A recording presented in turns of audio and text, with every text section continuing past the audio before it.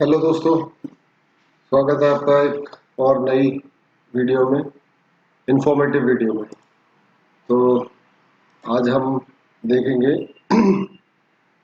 Indicators के बारे में। Indicators dilemma. इंडिकेटर्स डायलेमा क्या होता है कि मतलब टू बी और नॉट टू बी, आप यूज करें या ना करें। तो हम एक एक इंडिकेटर देखेंगे, थोड़ा जल्दी नहीं रहेगी, आराम से देखेंगे। ठीक है। सबसे पहले जो मोस्ट कॉमनेस्ट इंडिकेटर होता है दैट इज मूविंग एवरेज। तो एक मैंने मूविंग एवरेज रिबन लगा लिया है। ठीक है।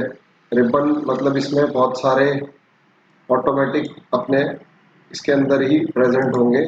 सारे की सारी मूविंग एवरेज कौन कौन सी बता देते हैं। 20 की मूविंग एवरेज है, 50 डे की है, 100 डे की है, 200 डे की है। तो इनके कलर्स ये देख लो, इसको हम ब्लैक से कर देते हैं 20 वाले को। इनके मतलब भी समझाऊंगा, पर 50 डे को हम कर देते हैं ब्लू से। ठीक है। और इसको कर देते हैं हम अ, इस इससे ही रहने दो इसको, और इसको रेड से रहने दो। ठीक है। अब ये देखेंगे तो हमें ये निफ्टी 50 का चार्ट है। ठीक है। और इस पर हमने मूविंग एवरेजेस का एक इंडिकेटर लगाया हुआ है। अब देखो, कुछ लोग इसमें दो मूविंग एवरेजेस यूज करेंगे, 20 की, 50 की, कुछ 50 और 100 की करेंगे, कुछ 100 और 200 की करेंगे। तो इसमें क्या रहता है कि पोजीशन कब ले, क्या किससे ऊपर आए तो ले, किससे नीचे जाए तो ले। तो अब इसमें देखो, अब ये वाली जो है ब्लैक वाली 20 डे की मूविंग एवरेज है। तो यहाँ पे इसने 20 डे की मूविंग एवरेज के रेजिस्टेंस ले लिया नीचे। ठीक है। यहाँ पे इसने दिखा दिया कि भाई तो यहाँ पे शॉर्ट पोजीशन बनती है, बट यहाँ पे ले लिया, यहाँ पे भी रेजिस्टेंस लिया है, तो आप यहाँ पे भी शॉर्ट पोजीशन लोगे, सीधा ही ऊपर चला गया। ठीक है। ऐसे ही देख लेते हैं। तो मतलब कोई भी इंडिकेटर वो एक ऐसी चीज है जो कि सिस्टम जनरेटेड है। जो भी चीज सिस्टम जनरेटेड होगी वो प्रॉफिट अर्निंग नहीं होगी। क्यों नहीं होगी? उसका रीजन है क्योंकि वो आपको क्यों बना के देंगे, या तो आप कंसिस्टेंटली एक चीज को फॉलो कर रहे हो तब हो जाएगा। बट मेजोरिटी उसमें जो भी इंडिकेटर्स यूज करते हैं लोग, तो वो and up losing more money. तो एक ऐसे यहाँ पे देख लेते हैं। अब यहाँ पे ये देखो, तीन मूविंग एवरेजेस का क्रॉसिंग ओवर हुआ है। ठीक है। अब कायदे से इसको यहाँ से नीचे जाना चाहिए। तो यहाँ पे आपने शॉर्ट पोजीशन ले ली, यहाँ आपका ट्रेड चल गया, बट यहाँ पे दिन खत्म हो गया, फिर गैप डाउन खुला। तो एक मतलब आप कह लो कि एक बड़ा मिक्स सा सिचुएशन है मूविंग एवरेजेस के साथ, कि आपको देंगे भी और नहीं देंगे। और दूसरा एक ना बहुत सारा क्लटर, ये एक्चुअली में होता क्या है, एग्जैक्ट मूविंग एवरेजेस का कंसेप्ट होता क्या है, वो ये होता है जैसे एक मूविंग एवरेज ले लेते हैं हम, इसमें एक से समझ में आ जाएगा। इन सबको बंद कर देते हैं, 20 डेज की ले लेते हैं।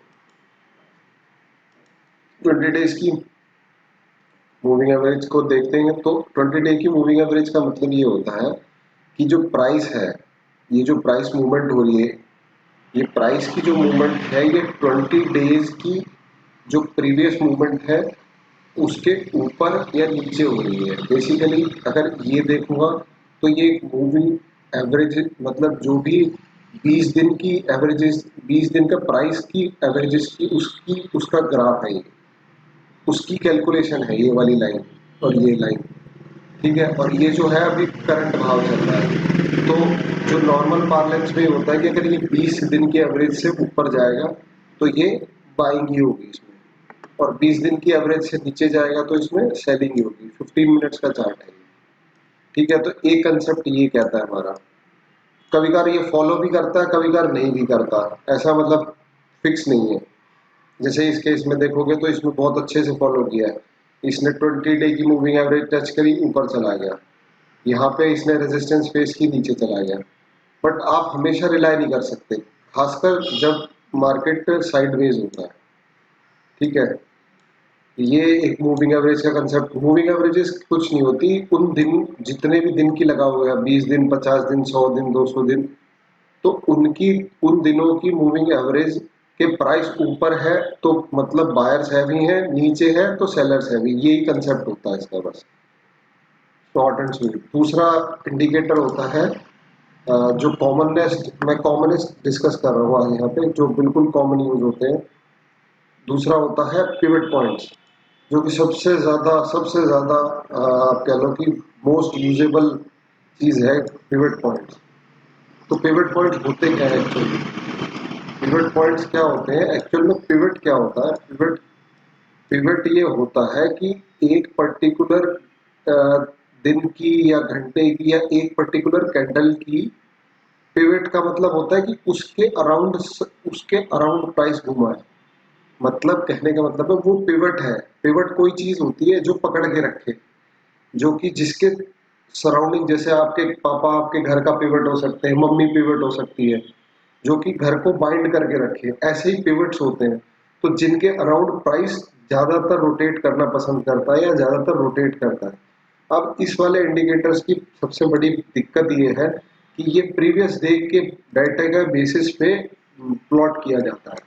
हालांकि चलता है, कुछ लोग तो इसको सिर्फ आप कह लो कि सिर्फ इसी के बेसिस पे ट्रेड करना पसंद करते हैं। बट इसकी सबसे बड़ी शॉर्टकमिंग ये है कि अब मैं 5 मिनट का चार्ट खोल रहा हूँ, ठीक है, निफ्टी 50 का। अब ये देखोगे इसमें कल, आज है 17 मार्च, और ये पिछले दिन का है 18 मार्च का, 16 मार्च का। तो 16 मार्च पे आप देखो, और ये जो R1 होते हैं, ये इनकी सेल्फ कैलकुलेटेड रेजिस्टेंसेस होती हैं और सपोर्ट होते हैं। जैसे इस दिन में देखोगे आप इस दिन में देखोगे तो ये P लिखा हुआ है। P का मतलब पिवोट। अब ये पिवोट इस दिन का नहीं है, इस दिन की कैलकुलेशन का पिवोट है, ये प्रीवियस डे का पिवोट है। ये प्रीवियस डे इस वाले रेंज के अराउंड प्राइस होवर करा था। तो उसके हिसाब से इन्होंने कुछ सपोर्ट बनाते हैं कि यहाँ तक मैथमेटिकल कैलकुलेशन करके यहाँ तक प्राइस जाना चाहिए, और कुछ रेजिस्टेंसेस बनाते हैं कि यहाँ तक जाना चाहिए प्राइस। कई बार फॉलो भी करता है उसको, नहीं भी करता। बट इसका सबसे बड़ा जो शॉर्टकमिंग मुझे लगी वो ये है कि ये तो एक तरीके से प्रीवियस डे डेटा को मैनिपुलेट, उसको मैथमेटिकल कैलकुलेशन करके उसको प्लॉट किया गया, एक बेसिकली इंडिकेटर बनाया गया है। तो आप ये देखोगे, जैसे आप यहाँ पे प्राइस खुला तो इसने इसने इसको ब्रेक डाउन दे दिया, ठीक है। यहाँ पे रेजिस्टेंस को नीचे आ गया है, तो कायदे से लोग कहेंगे कि भैया अब ये पिवट तक तो जाएगा ही। इसमें बेसिक कंसेप्ट होता है कि जो पिवट है उसको प्राइस टच करेगा, वो एक मैग्नेटिक फील्ड की तरह एक्ट करता है। तो प्राइस उसकी तरफ खींचेगा। अब यहाँ तो नहीं खींचा, ये पिवट है, ये R1 है। तो यहाँ अगर R1 को ब्रेक डाउन दे दिया था तो नीचे आना चाहिए था, वो आया ही नहीं नीचे, ठीक है। इस केस में देख लेते हैं, जैसे R1 पे खुला, यहाँ R1 और पिवट के बीच में खुला, तो थोड़ी देर होवर करा, लेकिन यहाँ पे जैसे ही इसने पिवट को क्रॉस किया तो S1 तक गया, तो इस दिन इसने दे दिया। तो मतलब कहने का ये है कि आप इस इस भी इस वाले इंडिकेटर्स पे भी शॉर्ट कह नहीं सकते आप कि भाई ये कंफर्म चलेगा ही चलेगा, 100% चलेगा ही चलेगा, क्योंकि इसकी अपनी डायलेमाज है, इसकी अपनी शॉर्ट कमिंग्स है। इस दिन देख लेते हैं, जैसे ये है 11 मार्च को। अब ये सब हम बैक टेस्ट कर रहे हैं, मतलब फ्रंट टेस्ट, मतलब लाइव मार्केट में नहीं है हम, ये हम बैक टेस्ट कर रहे हैं। इसमें देखोगे आप तो प्राइस यहाँ कहीं खुला है, उसके बाद नीचे गया है, और फिर कायदे से लोग कहेंगे कि भैया इसको तो S1 को टच करके आना चाहिए था ऊपर, लेकिन वहीं से वापस चला गया, पिवोट के पास चला गया। पूरे दिन उसने पिवोट के पास ही घूमा, ऊपर नीचे, ना ऊपर गया ना नीचे गया। तो बेसिकली अब यहाँ पे लॉन्ग पोजीशन लोगे कि भैया टारगेट यहाँ तक का ले लेता हूँ, कुछ R1 तक का टारगेट लेते हैं, S1 तक का ले लेते हैं, फिर वो नीचे आ गया तो पूरा मार्केट खत्म हो गया, खराब खराब गया फिर। तो ये एक पिवोट स्ट्रेटजी होती है जिसमें प्रीवियस डे की, पिवोट मतलब प्रीवियस डे के प्राइस के बेसिस पे नेक्स्ट डे की प्लॉटिंग की जाती है, पिवोट की सपोर्ट और रेजिस्टेंस की। तो ये एक इंडिकेटर है जो मोस्ट कॉमनली यूज होता है। अब तीसरे इंडिकेटर पे बात करते हैं जो कि है RSI, रिलेटिव स्ट्रेंथ इंडेक्स, जो भी बहुत लोग यूज करते हैं। ये 5 मिनट का ग्राफ है। तो आप इसमें देखोगे तो ऑफलाइन मार्केट में बहुत अच्छा चलते हैं सारे इंडिकेटर्स। अभी मैं ऑफलाइन बैठा हुआ हूँ, ऑनलाइन नहीं हूँ। ऑफलाइन मार्केट में आप देखोगे तो सारे इंडिकेटर्स बहुत ही बेहतरीन वर्क करते हैं। अब क्यों? क्योंकि देखो ये आरएसआई होती है, इसका मतलब होता है रिलेटिव स्ट्रेंथ इंडेक्स। मतलब स्टॉक की या किसी इंडेक्स की रिलेटिव स्ट्रेंथ बताता है उसमें कि उसमें स्ट्रेंथ कितनी है। तो इसमें कुछ कन्वेंशंस होती हैं कि भाई जैसे 70 के ऊपर है तो वो बुलिश है, या 60 के ऊपर है तो वो बुलिश है। ठीक है। और इसमें ये मार्किंग्स होती हैं 80, 60, 40 ऐसे 100 तक होती है। मतलब 0 से लेके 100 तक। तो बेसिकली ये वाली जो मार्क करी हुई है इन्होंने, देखो 30 मार्क करी है और ऊपर 70, तो इन्होंने ये डॉटेड मार्क करी हुई है कि भाई इसके ऊपर है तो बुलिश है, इसके और इसके नीचे है तो बियरिश है। मतलब इस डॉटेड के नीचे हमें शॉर्ट करना है और इसके ऊपर हमें बाइंग करनी है बेसिकली, है ना। अब वो देखो पूरे टाइम उसके बीच में ही रहता है। ठीक है। कुछ लोग 50-50 भी मान के चलते हैं कि 50 के ऊपर बुलिश और 50 के नीचे बियरिश। बट आप समझो कि आपको पोजीशन ये कभी लेने ही नहीं देगा। फॉर एग्जांपल ये वाला रीजन देख लेते हैं, एक छोटा सा, ये वाला, ये। अब इसमें आप देखोगे तो यहाँ पे ये बता रहा है कि भाई मैं बियरिश हो रहा हूँ और वो मूवमेंट को फॉलो भी करी।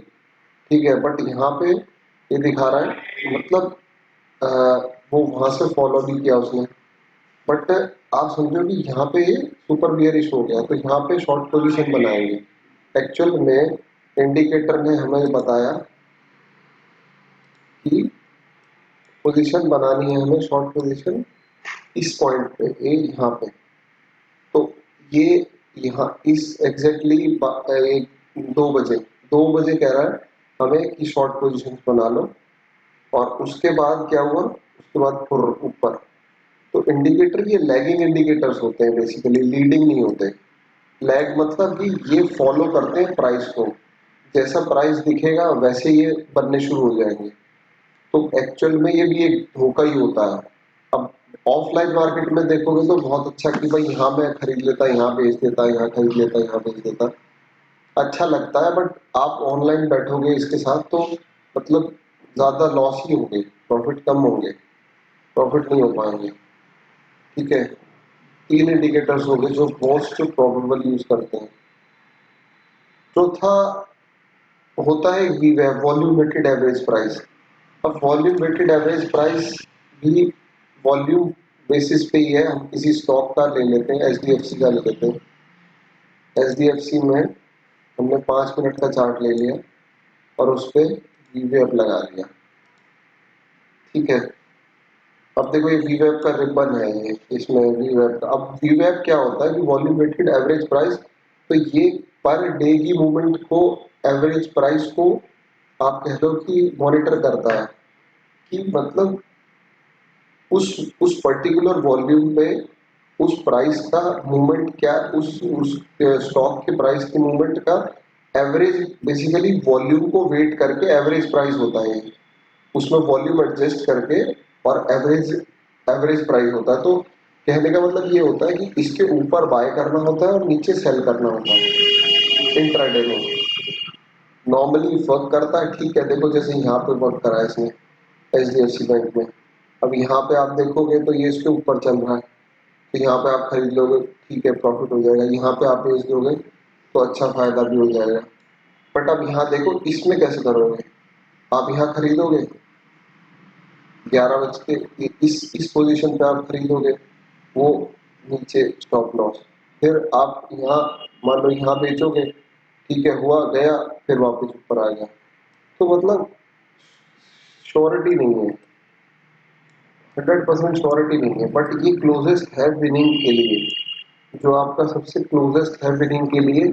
और ये लेकिन इंडेक्स में स्पॉट के चार्ट में एक्ट नहीं करता क्योंकि वॉल्यूम नहीं होता उसमें। इनमें वॉल्यूम होता है इंडेक्सेस में या उसमें स्टॉक्स में या फ्यूचर के चार्ट में। अब यहाँ देखोगे आप तो इसने यहाँ पे दिखाया कि भाई मैं ऊपर हूँ तो ऊपर चला गया। ठीक है। अब यहाँ पे इसने काटा इसको, यहाँ पे आप शॉर्ट पोजीशन बनाओगे, इस रीजन पे नीचे आया फिर ऊपर चला गया, स्टॉप लॉस खाने चला। तो कहने का मतलब है हमें स्ट्रेटजी वो नहीं देखनी कि मतलब अपने को वो चीज रखनी जो कंसिस्टेंट वर्क करे। कोई भी इंडिकेटर कंसिस्टेंटली वर्क कर ही नहीं सकता। क्यों? क्योंकि उनको सिस्टम से रिलेटेड होते हैं, सारे सिस्टम में बनाए। तो नेक्स्ट वीडियो में देखेंगे हम कैसे कंसिस्टेंट प्रॉफिट बनाए जा सकते हैं। Thank you.